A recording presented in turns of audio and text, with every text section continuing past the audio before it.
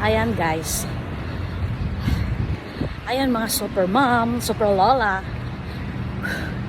Na-refresh ako after ko makainom ng Pocari Sweat. Sweet naman. Ano yung matamis? Yan. Na-relax yung mga kasukasuhan ko. Nawala yung medyo hingal ko guys. Ayan. Ito, pag tumatakbo si Jason talagang umiinom siya nito. Pagka di ako kasama, ubos niya to. Pag kasama ako, hati kaming dalawa.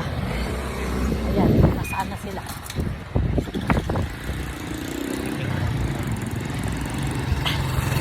Saan si Tyra?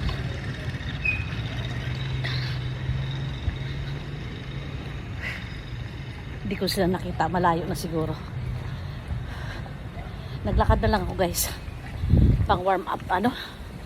Hindi warm up, ano tawag ito? Yung pang finish. Yung pang kalmado na. Ayan. Di ba hindi na ako hingal?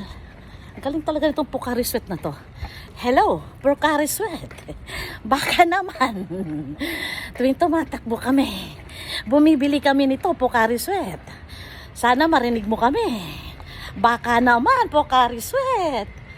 Ay, effective ka. Nawala ang hingal ko, pati pagod ko, at saka nag-relax yung mga muscles ko. Tapos nawala yung hingal ko, yung papagod na sana ako pero nag-normalize. Ang galing talaga itong Pocari Sweat na to. Kaya pala kahit ang mahal-mahal binibili ni Jason kasi nagtitipid ako. Ang binibili ko lang yung Gatorade. Sabi niya mas masarap to, mahal naman. Pero okay lang kasi effective talaga. Hi Tyra! Hi! ayaw gumalaw.